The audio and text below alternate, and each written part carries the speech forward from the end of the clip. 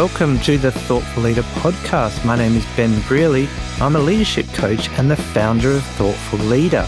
The Thoughtful Leader podcast is all about short, sharp leadership advice because thoughtful leadership is good leadership. Welcome to episode 318 of the Thoughtful Leader podcast. In this episode, I'm going to be talking about how to survive and hopefully do well in a difficult workplace environment. And they are out there, and I've worked in quite a few of them. So it's an important topic, especially for thoughtful leaders. So let's talk about this one right now. Now, unfortunately, difficult workplaces are quite common in my experience. And difficult might mean sort of a toxic work environment. Some people like to use that term. I generally try not to too much. But where it's dysfunctional, it's chaotic, there's a lot of politics and maybe dysfunctional competition between people, maybe some bullying in there, which isn't solved. Maybe you feel unsupported. All those things can mean a difficult workplace. And I'm sure you can give me many examples of your own where you've worked in these as well. And honestly, difficult workplaces, challenging workplaces were the motivation for me to start Thoughtful Leader in the first place, because I just saw some pretty bad leadership stuff happening based on the culture of the organizations I was working in at the time. And I thought, hey, I think we can do better than this. So that was where my motivation started. But the reason I want to talk about this in this episode is because I think for thoughtful leaders, this is really important. Because what I want is for more thoughtful leaders who care about their teams and are thoughtful about how they do things. I want them to be, and you listening, to be in senior roles in organizations doing great work and helping people enjoy work more. And I think there is a tendency for it to be challenging for thoughtful leaders who may not be motivated solely by money or prestige or success in quotes, and more motivated by helping people succeed and setting up a good workplace environment.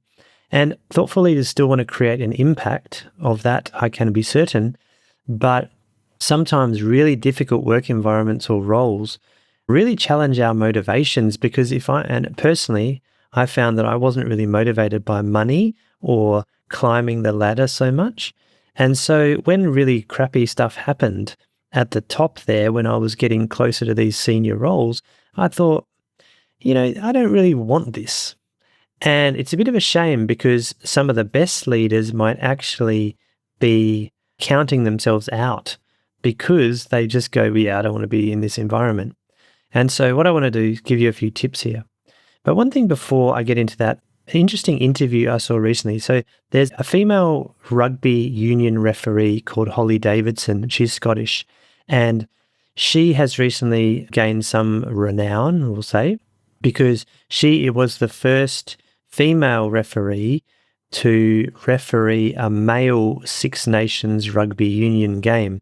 And if you're not aware, the Six Nations is one of the biggest rugby tournaments in the world in the Northern Hemisphere.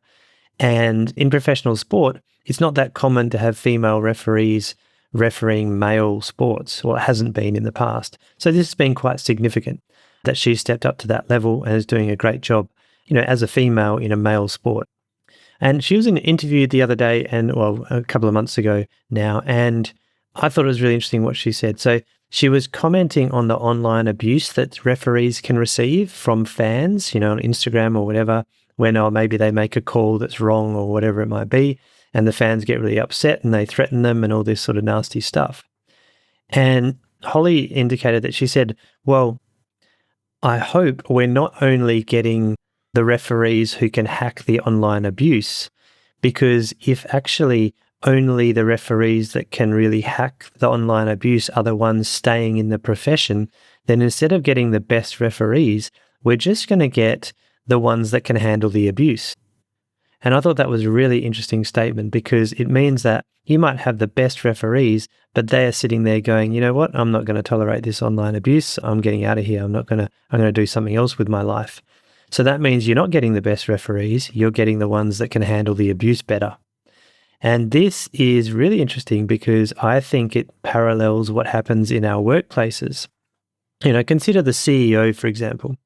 The CEO of a massive corporation has a board of directors above them. They're getting scrutiny all the time. They've got shareholders who are saying we want a return on investment, and they're demanding returns, even in difficult market conditions, all those things. So there's a heap of pressure there, right? So the people that are going to thrive in those environments are the ones that can handle that pressure, but are also motivated by that success and achievement of being the CEO and the power as well. And so I would say from my experience, the people at the very top of many organizations are not great people leaders necessarily. Some of them are, but I don't think they're the norm. I think the norm are the ones who are more achievement driven. Now, that's a little bit of a sweeping statement, but in my experience, that's sort of been how it's played out from what I've seen. So let's get to the topic here, which is, okay, what are we going to do about this? Because I want more thoughtful leaders in more senior roles, because I think it's better for our workplaces and the world in general. One thing I think is really important as the first tip here is, number one is to know what you're getting out of your role. So what I mean by this is, what are you in it for? If you're in a challenging work environment, what is your development opportunity you're getting, or your career path, or the satisfaction you're getting? So make sure you have a clear focus on the positive aspects you're trying to achieve from your role. Because if we lose sight of that, if we lose sight of what we're trying to achieve or what we're in it for, we can actually become quite jaded and demotivated. So for example, you might know that, hey, if I do this, I'm in this environment for 3 to 4 years and I can progress to that next level of seniority, then I can use this as a springboard to future roles that might be better fit for me. So that's an example of knowing what you're getting. You know where you're heading for, and you know that once you achieve that goal, then your options open up for you. So that gives you that sense of purpose, right? And I think that's a really important thing, to know what you're getting out of the current workplace. Because if you look at your work and you go, you know what, I don't really know what I'm getting here. Like, yeah, I'm getting paid, but I'm really not enjoying myself. I'm stressed all the time. And you don't have that sort of carrot that is keeping you engaged, then that's a really hard place to be. And leaders do find themselves stuck in organizations, and they stay in places for a long time where maybe they shouldn't be. So that's one thing. The second thing I would advise is to solidify your knowledge of your own personal values. Now, I talk about personal values a lot, but they're super important because they help you to identify situations or environments where you're going to feel good, or maybe environments that'll stress you out because they don't align with your values. So getting a solid understanding of your personal values is super important, because then you know what you stand for, and you also know where you're going to struggle and where you're going to do well. Now, I had a client recently where we used to talk about, and I mentioned the analogy of the Truman Show, where you sometimes feel like you're the odd one out. Like you go, is it just me here? Or is this weird what's going on in my company? Or this organization seems a bit weird or chaotic, for example. And is it just me? Or is everyone in this environment, is the culture? And solidifying your personal values will actually give you that. And by the way, the Truman Show, if you don't know, you probably do, but it's an old movie now with Jim Carrey in it, and it's basically a reality show where Truman is the guy who's the subject of the show, and people are watching him all day, every day on camera, but he doesn't know he's being filmed. And so weird stuff happens just to check his reactions to things. And eventually he works it out and he understands that he's on a show. But anyway, so your personal values are super important for this sort of thing. Now, when you solidify your knowledge of your personal values, you feel normal. You feel like, hold on a minute, this is me.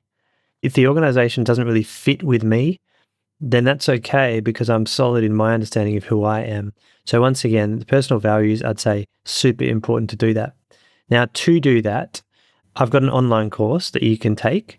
thoughtfulleader.com/podcast/318 is the show notes page for this episode. There'll be a link to the online course, but I also include a solid understanding of personal values, some work on that in my coaching as well. So if you're interested in working with me one-on-one, part of the coaching process I use is to understand your personal values and to use them as part of the coaching process, and to give yourself a good foundation for your leadership. So you can also find a link to my leadership coaching page on the show notes page if you're interested in getting in touch about that. So yeah, personal values are really good to give you that solid bedrock or foundation to work from and to know that, hey, here's who I am. Does it fit the organization well? And what situations am I going to thrive in? Another thing I think is really useful here is a sense of purpose. And for many thoughtful leaders I work with, it's not really about traditional success, in quotes. So, do you have lots of money or you want to achieve power in your organization? And if you're anything like me, those aren't really my motivators. Yes, I want to have enough money, and it's cool to have lots of money, but I've also been in roles where I got paid really well and did not enjoy myself at all, and I struggled big time. So you've got to connect to that sense of purpose, and that's about sitting down and thinking about, okay, what is it about my role now, or what is it that about leadership or my industry or my company that really gives me that sense of purpose? And for me, I actually found a lot of purpose in helping my team and trying to support people to do good work and really providing opportunities for people and helping them do well. That was my purpose. I used to work in aged care for a couple of years, and I thought when I went into aged care, I'd feel super fulfilled about being in the aged care industry because it's a caring profession, all those sort of things. I found it really difficult to connect with the purpose of the organization because I wasn't doing work that involved working with the aged care residents or anything like that. And so for me, it was about the personal relationships and building a team and supporting a team that really motivated me and gave me a sense of purpose.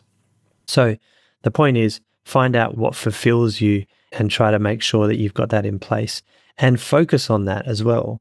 So in a difficult workplace, you're going to have to focus on that so you can stay positive in times of trouble. And the last thing I suggest is sort of a simple one in that it's a support network.